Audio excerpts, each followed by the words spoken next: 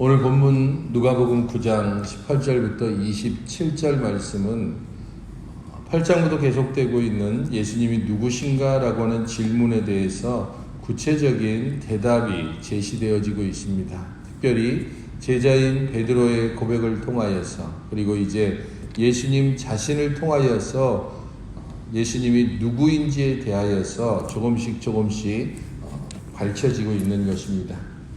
특별히 그렇게 예수님이 어떤 분인지를 알고 따르는 제자들에게는 어떤 것이 요구되는지에 대한 제자의 길에 대한 말씀과 명령도 오늘 말씀에 함께 기록이 되어져 있습니다. 오늘 본문은 특별히 오병이어의 기적 이후에 예수님께서 따로 기도하시는 중에 제자들에게 자신과 관련해서 두 가지 질문을 던지는 것으로 시작을 하고 있습니다. 먼저는 무리가 나를 누구라고 하느냐라고 질문하고 있습니다. 사람들은 나를 누구로 지금 알고 누구로 따르고 있는가라고 묻고 있는 것입니다. 세례 요한이라고도 하고 엘리야라고도 하고 옛 선지자 중에 한 사람이라고도 합니다라고 제자들은 대답을 합니다. 이것은 앞서 9장 7절과 8절에 분봉왕 헤롯이 듣고 당황했던 소문이기도 합니다. 자신이 죽인 세례 요한이 다시 살아났다, 혹은 엘리야가 나타났다, 혹은 옛 선지자 중에 한 사람이다라고 예수님에 대하여서 사람들이 소문을 이야기하고, 그런 예수님에 대한 소문이 분봉왕 헤롯으로 하여금 예수님이 누군지에 대한 궁금증을 가지게 하고 예수님을 만나보게 할 수 있는 동기를 만들었기 때문입니다. 어쨌든 백성들은 예수님에 대하여서 제대로 알지 못하고 있습니다. 그래서 예수님께서는 제자들을 향해서 그렇다면 너희는 나를 누구라고 하느냐라고 묻고 있습니다. 나를 따르고 있는, 지금 그래서 따로 성별되어져 있는 너희들은 나를 누구라고 고백하고 나를 따르고 있느냐라고 묻는 것입니다. 이에 대해서 베드로가 하나님의 그리스도십니다라고 대답을 합니다. 물론 마태복음에는 16장에 이 부분이 보다 정확하게 주는 그리스도시고 살아계신 하나님의 아들입니다라고 하는 고백으로 나타나고 있고, 다른 복음서에서도 거의 동일한 고백들이 나타납니다. 하지만 누가가 여기서 기록하고 있는 하나님의 그리스도십니다라고 하는 베드로의 이 짤막한 고백은 종말에 오시기로 한 약속된 통치자라는 의미가 굉장히 강합니다. 당신은 마지막 때에 오셔서 우리를 다스리고 우리를 이끌어갈 바로 그분입니다라고 하는 고백입니다. 그래서 하나님의 그리스도라고 하는 이 고백을 짤막하게 하고 있습니다. 여기에 담겨진 의미는 특별히 정치적인 의미가 굉장히 강하게 들어 있습니다. 그를 영접하고 그를 의지하는 자를 구원하고 약속을 성취하시는 바로 그분, 자신들이 바라고 소망하는 이 땅 가운데서 이스라엘을 해방시키고 독립시키고 그리고 열방 가운데 우뚝 세울 바로 그분, 정치적인 메시아를 베드로는 고백하는 것과 같습니다. 사람들의 고백과 그리고 베드로의 고백 사이에는 엄청난 간극이 있습니다.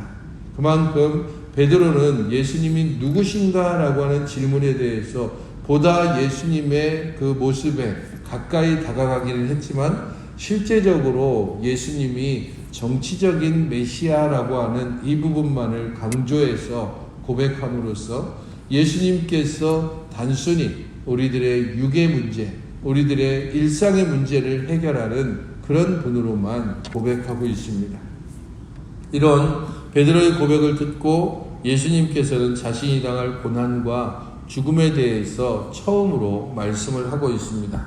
경고하셔서 이 말을 아무에게도 이르지 말라라고 첫 번째 예수님의 반응을 기록하고 있는데, 이것은 제자들이 기대하는 그런 정치적인 메시아가 아니라고 하는 사실에 대하여서 이야기를 하고 있고, 만약에 베드로의 고백처럼 사람들이 예수님을 그런 정치적인 메시아로 자신들의 현재의 문제, 지금에 눌리고 억압받고 있는 이 상황에서 자신들을 구원해 줄 바로 그분으로만 생각하고 있다면 예수님께 대하여서 영광과 승리만을 요구하게 될 것이기 때문입니다.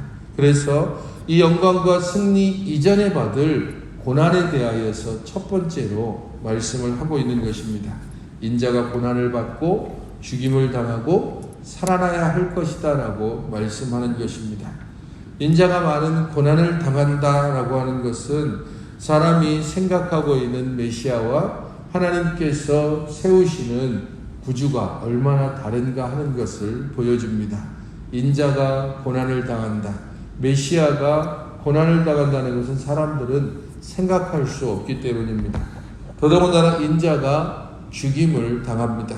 특별히 장로들과 대제사장들과 서기관들에 의해서 죽임을 당한다라고 함으로써 종교 지도자들에 의하여서 예수님께서 넘겨지시고 죽임을 당한다고 하는 사실에 대하여서 명백하게 예언을 하시고, 특별히 예수님께서 이렇게 말씀하시는 것은 사람들에 의해서 거부를 당한다라고 하는 뜻입니다. 옛 시대의 종교가 새로운 시대를 열어가시는 예수님을 거부하고 결국은 죽게 만들 것입니다. 하지만 인자가 살아난다라고 말씀하고 있습니다. 여기에서 인자가 살아난다라고 했을 때에는 흔히 원어상으로는 신적 수동태라는 것을 사용하고 있습니다. 하나님께서 그렇게 하신다라고 하는 뜻입니다. 예수님께서 많은 고난을 당하실 것이고 예수님께서 결국에는 죽임을 당할 것이지만은 하나님께서 그를 3일 만에 다시 살아나게 하실 것입니다. 사람들에 의해서 거부당하지만 하나님에 의해서 다시 일으키심을 당하고 하나님에 의해서 다시 우뚝 세움을 받게 될 것임을 말씀하고 있습니다. 메시아는 사람들이 생각하는 영광과 권능 이전에 고난과 죽임을 당해야만 합니다. 그렇기 때문에 사람들이 생각하는 메시아에 대한 기대와 하나님께서 계획하시고 이루고자 하시는 메시아의 모습은 전혀 다를 수밖에 없습니다. 우리도 또한 하나님께 대하여 기대하는 바와 하나님께서 우리에게 대하여 기대하는 바가 얼마나 다른지 그 차이를 빨리 깨달으면 깨달을수록 하나님의 마음과 하나님의 뜻을 좀 더 빠르게 알 수 있을 것입니다. 예수님께서 이렇게 제자들에게 처음 고난과 죽음과 부활에 대해서 말씀하신 이후에 자신을 따르는 제자들을 향해서 너희들이 나를 따라오게 되면 바로 이런 일을 당하게 될 것이다 라고 하는 제자의 길에 대해서 말씀하고 있습니다. 제자들은 예수님을 따르면서 바로 예수님께서 말씀하시는 이 3가지 명령을 기억하고 제자의 길에 대해서 선택해야 하는 것입니다. 먼저는 23절에 있는 것처럼 아무든지 나를 따라오려거든 자기를 부인하고 날마다 제 십자가를 지고 나를 따를 것이다. 자기 십자가를 져야 하는 것이 제자들을 향한 예수님의 첫 번째 명령입니다. 자기를 부인하고 날마다 그리고 자기의 십자가를 져야 한다라고 하는 것. 그것은 제자들의 매일의 삶이 자기를 부인하는 결단의 삶이라고 하는 것을 알려주고 있습니다. 예수님을 따른다고 하는 것, 그것은 세상의 흐름을 거스르는 것이고 주님의 말씀에 복종하는 것입니다. 바로 그것이 자기를 부인하는 것이 되기도 하고 자신의 십자가를 스스로 지고 가야 되는 것이기도 합니다. 모든 것은 매일의 삶의 결단을 통해서 매일매일 우리 주님 앞에 복종하는 삶을 통해서 우리는 우리에게 지워진 십자가를 기꺼이 감당해야 합니다. 두 번째는 목숨을 구하기 위해서는 목숨을 내놓아야 한다는 것입니다. 누구든지 제 목숨을 구원하고자 하면 잃을 것이고 나를 위해서 목숨을 잃으면 구원할 것이다 라고 말씀하고 있습니다. 예수님을 영적으로 그리고 육적으로 완전히 의지하는 자라면 그의 목숨을 잃을 수도 있습니다. 실제로 예수님을 따른다라고 하는 것은 예수님이 가신 그 길을 따라간다는 뜻이기 때문에 예수님은 앞서 말씀하셨던 것처럼 고난을 받고 죽임을 당할 것입니다. 그를 따르는 모든 제자들도 동일하게 고난을 받게 될 것이고 그리고 많은 경우 죽임을 당할 수 있습니다. 그러나 그 뒤에 하나님께서 3일 만에 그리스도를 다시 살리시는 것처럼 우리들도 고난 뒤에 분명한 영광을 얻게 될 것입니다. 그것이 우리가 이 땅에서 기대하는 것처럼 좋고 그리고 넉넉한 환경이나 혹은 충분한 물적인 보상이 아니라 하나님께서 우리를 그의 아들 삼아주시는 것 그리고 하나님의 나라를 기업으로 얻게 하시는 바로 그것이 하나님께서 주시는 보상이고 하나님을 향하여 그렇게 우리가 목숨을 내어놓을 때 우리를 구원하여 주실 것입니다.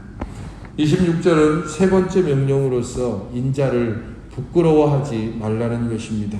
누구든지 나와 내 말을 부끄러워하면 인자도 부끄러워할 것이다 라고 말씀합니다. 예수님과 그의 말씀을 공적으로 고백하는 것을 여기서는 의미합니다.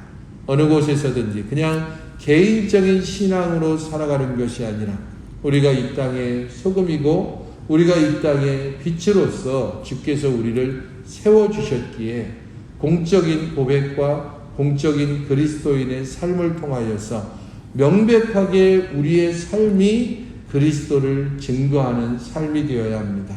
그리스도를 부끄러워하면 마지막 때에 주께서 너희도 부끄러워할 것이다. 곧 내가 너희를 모른다 할 것이다 라고 말씀하고 있는 것입니다. 죽기 전에 하나님의 나라를 너희들 중에 볼 자도 있다라고 하는 이 말씀을 통하여서 비록 너희들이 이 땅에 살지만 우리가 하나님의 나라를 바라보며 사는 자들이고 우리의 모든 삶을 통하여서 하나님의 나라를 경험하고 하나님 나라의 백성의 삶을 사는 것을 통해서 너희들은 매일매일 그리스도의 제자의 삶으로서의 결단하고 그리스도의 제자의 삶이 어떠한 과제를 너희들에게 주는지를 끊임없이 생각하며 그 길을 결단하며 살아야 한다고 말씀하고 있습니다. 오늘 본문을 우리에게 그리스도 예수가 누구신지를 베드로와 예수님의 입을 통하여 듣고 또한 그를 따르는 자는 어떠한 삶의 결단을 하고 살아야 되는지를 함께 배우고 또 함께 생각해 보며 이렇게 기도하시기 바랍니다. 그리스도 예수에 대한 바른 고백과 신앙으로 믿음 안에서 살게 해달라고 기도하시고 자기 십자가를 지고 예수님만 의지하면서 날마다 주님을 고백하는 참된 제자의 길을 걷게 해달라고 기도하시기 바랍니다.